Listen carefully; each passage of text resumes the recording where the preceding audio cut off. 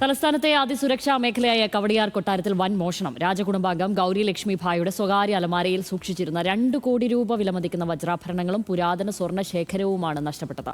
സംസ്ഥാന പോലീസ് മേധാവിക്ക് നൽകിയ പരാതിയിൽ പേരൂർക്കട പോലീസ് കേസെടുത്ത് അന്വേഷണം ആരംഭിച്ചു.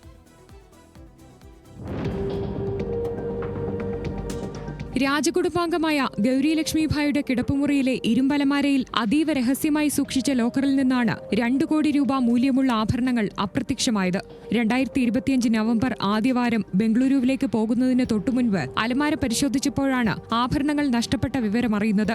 നഷ്ടപ്പെട്ടവയിൽ ഏറിയ പങ്കും കാലപ്പഴക്കം കൊണ്ട് മൂല്യം കണക്കാക്കാനാവാത്ത അതിപുരാതന ആഭരണങ്ങളാണ്.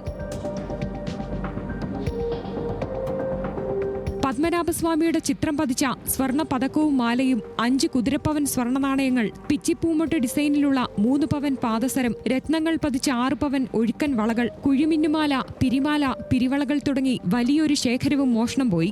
സംഭവം പുറത്തറിഞ്ഞാൽ കൊട്ടാരത്തിനുണ്ടാകുന്ന മാനക്കേടിനെ കരുതി ആദ്യം രഹസ്യമായ അന്വേഷണം നടത്തിയെങ്കിലും ഫലമുണ്ടായില്ല.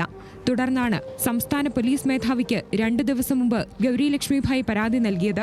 പുറത്തുനിന്നൊരാൾക്ക് കൊട്ടാരത്തിന്റെ സുരക്ഷാ വലയം ഭേദിച്ച് അകത്തുകടക്കുക അസാധ്യമാണ്. അതുകൊണ്ട് തന്നെ കിടപ്പുമുറിയെക്കുറിച്ചും അലമാരയെക്കുറിച്ചും വ്യക്തമായ ധാരണയുള്ള ആരെങ്കിലും മോഷണത്തിന് പിന്നിലുണ്ടോയെന്നാണ് പോലീസ് സംശയിക്കുന്നത്. വരും ദിവസങ്ങളിൽ വിരലടയാള വിദഗ്ധരും സൈബർ സെല്ലും ഉൾപ്പെടെയുള്ള സംഘം കൊട്ടാരത്തിൽ പരിശോധന നടത്തും. രാജകുടുംബാംഗങ്ങളെയും ചോദ്യം ചെയ്യും. സംഭവത്തിൽ മാധ്യമങ്ങളോട് പ്രതികരിക്കാൻ രാജകുടുംബം ഇതുവരെ തയ്യാറായിട്ടില്ല. ന്യൂസ് മലയാളം, തിരുവനന്തപുരം.